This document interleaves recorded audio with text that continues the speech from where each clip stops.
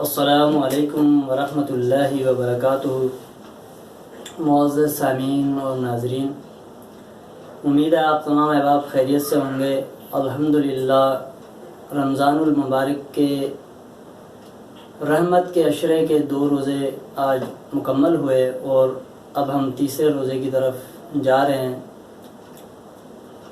میں نے آپ سے پچھلی ویڈیو میں جو بتایا تھا کہ میں آپ کو اب اگلی ویڈیو میں بتاؤں گا کہ کن کن چیزوں سے روزہ نہیں ٹوٹتا، تو وہ انشاءاللہ آج میں آپ کو بتاؤں گا۔ آپ اس کو باغور آخر تک سنیے گا، انشاءاللہ آپ کے فائدے کی بہت ساری ایسی باتیں ہیں جن کی وجہ سے آپ کو تشویش ہوتی ہے کہ آیا ہم روزے سے ہیں یا نہیں ہیں۔ اس میں سب سے نمبر 1 پہ ہم ذکر کریں کہ یعنی الٹی جو آتی ہے، منہ بھر کہ آنے سے اور روزہ نہیں ٹوٹتا۔ ہاں، اگر اس کا کچھ حصہ ہم نے واپس نگل لیا ہے تو اس صورت میں روزہ ٹوٹ جائے گا۔ اسی طرح تھوک نگلنے سے کیا روزہ ٹوٹ جائے گا؟ نہیں، روزہ تھوک نگلنے سے نہیں ٹوٹے گا۔ ہاں، اگر تھوک کو آپ نے باہر نکالا ہاتھ پہ اور واپس آپ نے نگل لیا ہے، منہ میں لے کے حلق میں چلی گئی ہے، تو اس صورت میں روزہ ٹوٹ جائے گا، اور ایسا ہوتا نہیں ہے۔ اسی طرح بلغم، کھانسی کرنے سے بلغم آیا اور بلغم ہم نے نگل لیا تو کیا روزہ ٹوٹ جائے گا؟ نہیں، اس کی وجہ سے بھی روزہ نہیں ٹوٹے گا۔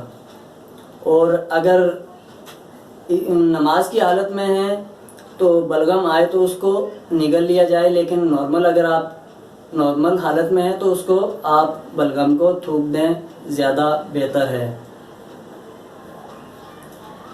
کہ کا کچھ حصہ اگر آپ نگل لیں گے تو روزہ ٹوٹ جائے گا، بلغم کا حصہ آپ نگلیں گے تو اس سے روزہ نہیں ٹوٹے گا، لیکن اس کو تھوک دینا ہی بہتر ہے۔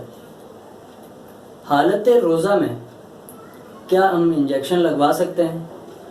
ہاں، انجیکشن کی 2 قسمیں ہیں۔ ایک انجیکشن ہے جو دوا کے لیے یوز ہوتا ہے، یعنی کہ آپ کی کچھ طبیعت ایسی ہوئی بھی ہے کہ آپ ضروری سمجھتے ہیں کہ انجیکشن نہیں لگے گا تو آپ کے جانے کا خدشہ ہے، یا آپ کو کوئی ایسی بیماری ہے جس میں آپ کو انجیکشن کی ٹائمنگ ہو چکی ہے، تو آپ روزہ نہ چھوڑیں، لیکن وہ انجیکشن آپ لگوا سکتے ہیں۔ لیکن طاقت کے لیے، یعنی کہ غذا کے طور پہ اگر آپ انجیکشن لگواتے ہیں تو وہ انجیکشن لگوانا منع ہے۔ اس سلسلے میں مشورہ یہی ہے کہ حالت روزہ میں آپ انجیکشن نہ ہی لگوائیں، یا تو سحری سے پہلے لگوا لیں یا پھر آپ افطار کے بعد انجیکشن لگوائیں۔ اسی طرح کئی لوگوں کے ذہن میں یہ ہوتا ہے کہ ہم حالت روزہ میں جو وضو کر رہے تھے، پتہ ہے کہ ہم روزے سے ہیں، وضو کرتے ہوئے کچھ پانی کا حصہ، کچھ پانی کے ذرات، کچھ قطرے حلق کے اندر چلے گئے، تو کیا ہمارا روزہ ٹوٹ گیا؟ جی ہاں، آپ حالت روزہ سے ہیں اور آپ کو پتہ ہے میرا روزہ ہے اور آپ وضو کر رہے ہیں، تو وضو کرتے ہوئے جانے انجانے جیسے بھی اگر آپ کے پانی کے قطرے آپ کے حلق سے اندر چلے گئے ہیں تو آپ کا روزہ ٹوٹ جائے گا۔ اسی طرح ناک کے ذریعے سے اگر کچھ ذرات چلے جاتے ہیں، کچھ پانی کے قطرے چلے جاتے ہیں تو بھی روزہ ٹوٹ جائے گا۔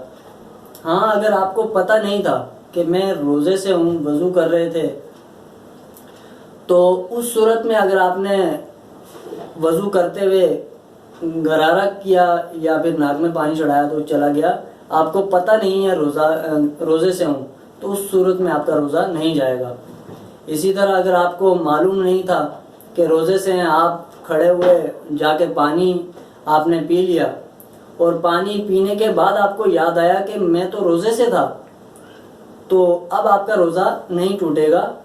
لیکن پانی پیتے ہوئے بیچ میں آپ کو یاد آیا اور اس کے باوجود جو پانی آپ کے منہ میں تھا وہ آپ نے نگل لیا، حلق سے وہ پانی آپ نے لیا، تو اس صورت میں روزہ ٹوٹ جائے گا۔ تو بہتر یہ ہے کہ اگر ایسی سچویشن بنتی ہے، ایسے ٹائم پہ آپ بہتر یہ ہے کہ آپ جو اگر یاد آ جائے پانی پیتے ہوئے، تو جو پانی منہ میں ہو اس کو پورے کو آپ کو تھوکنا پڑے گا، ورنہ آپ کا روزہ نہیں رہے گا۔ اسی طرح اگر مسواک کرنے سے، کئی لوگ کہتے ہیں، مجھے بہت سارے لوگوں کے میسیجز وغیرہ بھی آتے ہیں اور پوچھتے ہیں کہ آپ نے یہ ٹاپک ابھی تک ڈسکس نہیں کیا.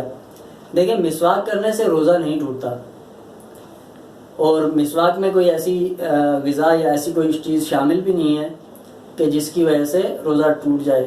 ہاں جو ٹوتھ پیسٹ کا استعمال کرتے ہیں، ٹوتھ برش جو برش کے ساتھ لگا کے ٹوتھ پیسٹ کا استعمال کرتے ہیں، اس کے کرنے کے لیے آپ بہتر یہ کہ اس کو نہ یوز کریں روزے کے دوران. بحالت روزہ آپ ٹوتھ پیسٹ کا استعمال نہ کریں. اگر اس کا کوئی ایک ذرہ بھی آپ کے حلق میں چلے جاتا ہے، وہ کچھ رہ سکتا ہے آپ کی داڑھوں کے درمیان، دانتوں کے درمیان، زبان کی کہیں بھی وہ ذرا سا ذرہ رہ گیا اور وہ بعد میں اگر آپ کے حلق سے اندر چلا جاتا ہے تو اس صورت میں آپ کا روزہ ٹوٹ جائے گا. تو بہتر یہ ہے کہ روزے کے دوران آپ مسواک کر لیں تو وہ زیادہ مناسب بھی ہے اور سنت رسول صلی اللہ تعالی علیہ وسلم بھی ہے. تو مسواک کا استعمال کریں، سنت عام کریں، اور جو غیر سنت ہے اس کو آپ ترک کریں اور اپنی عادت بنائیں. اپنے بچوں کو بھی سنت رسول صلی اللہ تعالی علیہ وسلم کی تلقین کریں اور ان پہ سنتوں پہ ان کو عمل پیرا کریں. انشاءاللہ دنیا اور آخرت کی بھلائیاں آپ بھی پائیں گے اور آپ کی اولاد بھی انشاءاللہ پائے گی. اچھا انشاءاللہ اب میں آپ کو اگلی ویڈیو میں روزہ نہ رکھ سکیں کہ احکام کے روزہ نہ رکھ سکیں تو اس کے لیے کیا حکم ہے یہ بھی میں انشاءاللہ بتاؤں گا. اسی طرح اس کے روزہ نہ رکھنے کے فدیہ کیا ہے تو یہ آپ کو میں اپنی اگلی ویڈیو میں انشاءاللہ ضرور بتاؤں گا. اگر آپ کو میری یہ ویڈیو، میری یہ گفتگو کرنا اگر آپ کو پسند آئے تو اس میرے ویڈیو کو آپ لائک بھی کر دیا کریں اور دوسروں تک یہ دین کی باتیں ہیں اور اس کو پہنچانے میں آپ دیر نہ کیا کریں، دوسروں تک بھی پہنچا دیا کریں. اچھی ویڈیو، اسلامک ویڈیو، معلوماتی ویڈیو آپ کے پاس آتی رہیں گی. آپ میرا چینل بھی سبسکرائب کر دیں جنہوں نے ابھی تک نہیں کیا ہے، اس سے آپ کا کچھ نہیں جائے گا. نیٹ تو آپ ویسا بھی یوز کر رہے ہیں تو برائے مہربانی چینل کو سبسکرائب بھی کر دیں اور ویڈیو اچھی لگے تو لائک بھی کر دیں. انشاءاللہ نئے ٹاپک کے ساتھ آپ کے ساتھ حاضر ہوں گا. جب تک کے لیے اجازت چاہوں گا. السلام علیکم ورحمۃ اللہ وبرکاتہ.